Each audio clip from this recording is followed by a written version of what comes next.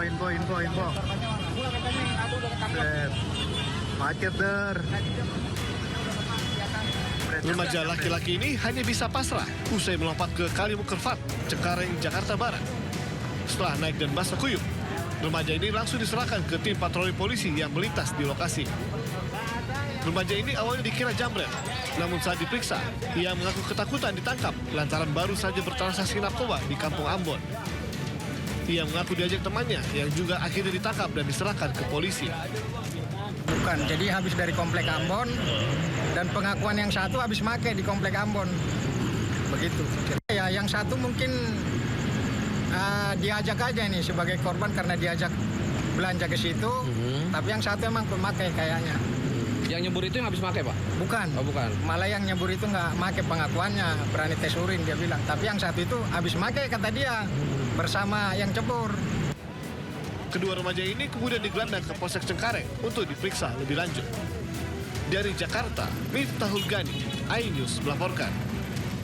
Alami kontraksi di tengah perjalanan ke rumah sakit, seorang ibu hamil melahirkan di dalam mobil di kawasan Penjaringan, Jakarta Utara pada Jumat sore. Proses persalinan berjalan lancar setelah dapat bantuan dari petugas damkar dan bidan setempat. Bidan sedang evakuasi bayinya.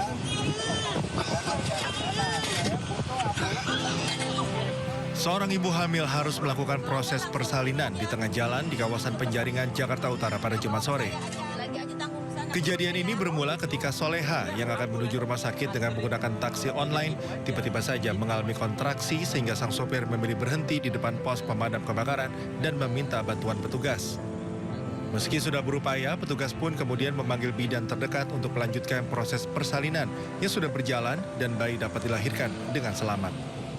Mendatangi pos damkar untuk meminta pertolongan karena di dalam mobil ada seorang ibu yang melahirkan di dalam mobilnya, sehingga supir Grab panik dan meminta kepada tim damkar untuk membantu mengevakuasi ibu dan bayinya. Selanjutnya, ibu dan bayi dibawa ke rumah sakit terdekat untuk dilakukan pengecekan kesehatan. Dari Jakarta, Sofyan Firdaus, iNews melaporkan. Dramatis, petugas damkar Gulkarmat Jakarta Utara membantu proses pemakaman jenazah dengan berat badan 130 kg di TPU Semper Cilincing, Jakarta Utara. Dengan sejumlah upaya, pemakaman berlangsung aman dan lancar.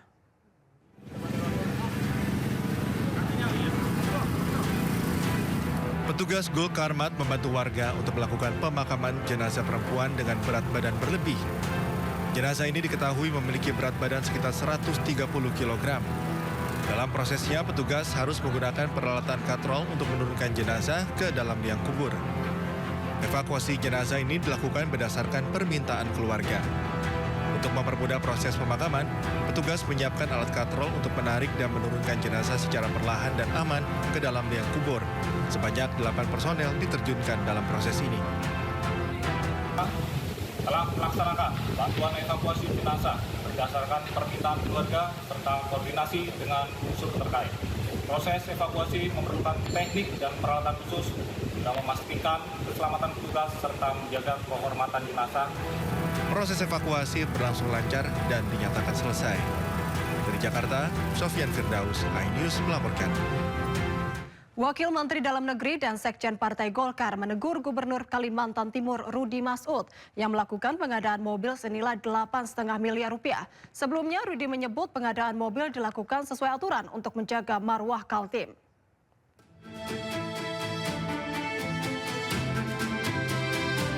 Wakil Menteri Dalam Negeri Bima Arya menegur Gubernur Kalimantan Timur Rudi Masud yang melakukan pengadaan mobil senilai 8,5 miliar rupiah.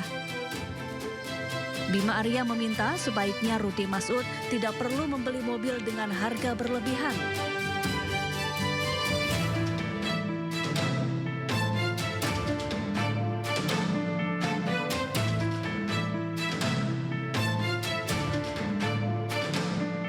Apalagi di tengah kebijakan efisiensi anggaran.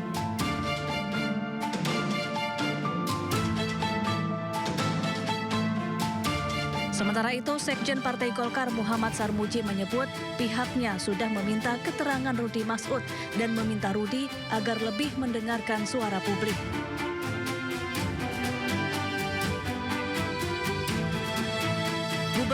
Kaltim Rudi Mas'ud menegaskan hingga kini belum menggunakan kendaraan dinas milik Pemprov Kaltim. Ia mengaku masih menggunakan mobil pribadi saat beraktivitas. Ia pun menyebut pengadaan dilakukan sesuai aturan untuk menjaga marwah Kaltim.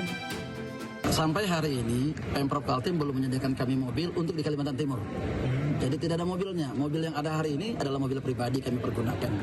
Mobil kami tadi sayang tidak tampilkan di sini, hancur semuanya. Tapi nggak ada masalah, ini untuk masyarakat Kalimantan Timur. Mobil Pemprov Kaltim itu baru tersedia yang ada di Jakarta. Di Jakarta, kenapa di Jakarta? Pertama adalah untuk melaksanakan kegiatan-kegiatan menunjang kegiatan-kegiatan kepala daerah. Kalimantan Timur adalah ibu kota Nusantara. Kalimantan Timur adalah miniatur daripada Indonesia. Tamu daripada Kalimantan Timur itu bukan hanya kepala daerah se-Indonesia, tetapi juga adalah dari global. Masa iya kepala daerahnya pakai mobilnya ala kadarnya? Jangan dong. Iya kan, jaga dong marwahnya Kaltim. Ini marwahnya Kaltim, marwahnya masyarakat Kalimantan Timur.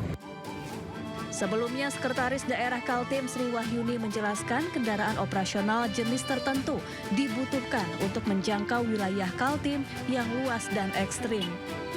Dari Samarinda, Kalimantan Timur, Ardi Wirya, iNews melaporkan. Pasca polemik pengadaan mobil dinas, keluarga Gubernur Kalimantan Timur Rudi Mas'ud disorot publik. Istri, adik hingga kakak kandung Rudi menduduki kursi jabatan strategis.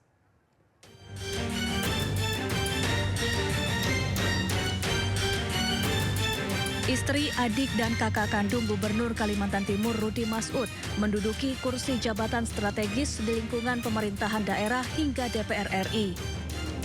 Istri Rudi Mas'ud, Sarifah Suraidah, menjabat sebagai anggota Komisi 6 DPR RI dari fraksi Partai Golkar. Ia terpilih menggantikan suaminya Rudi Mas'ud yang maju di Pilgub Kaltim. Di sisi lain, gaya berpakaian Sarifah Suraidah mengundang perhatian warganet. Sarifah kerap berpakaian nyentrik bergaya khas noni Belanda. Sebagian warganet menilai gaya Sarifah unik dan merupakan kebebasan berekspresi. Tapi ada juga yang menilai berlebihan. Selain istrinya, kakak Rudi Mas'ud, Hasanuddin Mas'ud, menjabat sebagai Ketua DPRD Kalimantan Timur.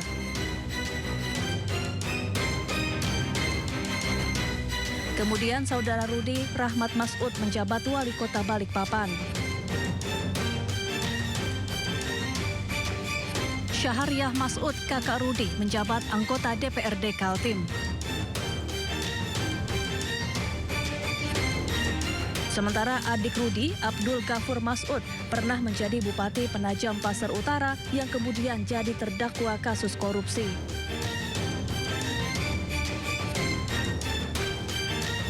Rudi Mas'ud membantah tuduhan politik dinasti. Menurutnya, keluarganya memenuhi syarat untuk mengikuti pemilu dan dipilih langsung oleh rakyat. Tim Liputan iNews melaporkan. Menteri HAM Natalius Pigai menantang Guru Besar UGM Zainal Arifin Mohtar untuk debat terbuka secara langsung di stasiun televisi. Ajakan itu berawal saat Zainal atau Uceng minta diajari cara memahami HAM dari Menteri Pigai.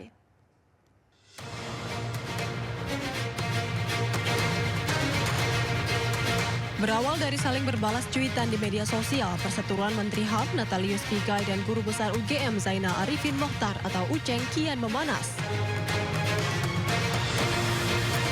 Adalah Uceng yang pertama kali menulis di media sosial tentang keinginannya untuk belajar memahami HAM dari Pigai.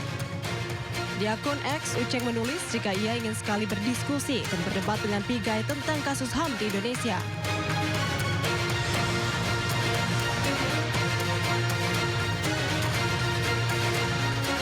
Gayung bersambut, Pigai langsung menanggapi cuitan Uceng.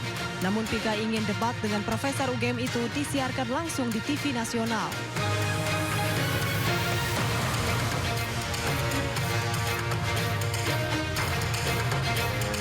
Tak mau kalah, Uceng langsung membalas cuitan Pigai. Uceng meminta agar Pigai yang mengontak pihak televisi karena menurutnya ia sama sekali tidak punya kuasa mengatur stasiun TV. Uceng juga menuliskan pengalamannya sebagai peneliti HAM di Pusat Studi HAM Universitas Islam Indonesia, Yogyakarta, serta gelar S2 Hukum HAM di Amerika Serikat.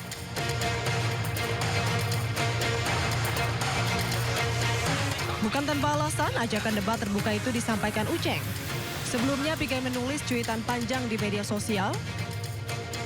Ia menuliskan perjalanan hidupnya sebagai korban HAM hingga menjadi orang nomor 1 di bidang HAM. Pigai juga menulis jika Zainal Arifin Mokhtar hanya seorang guru besar yang dibesar-besarkan.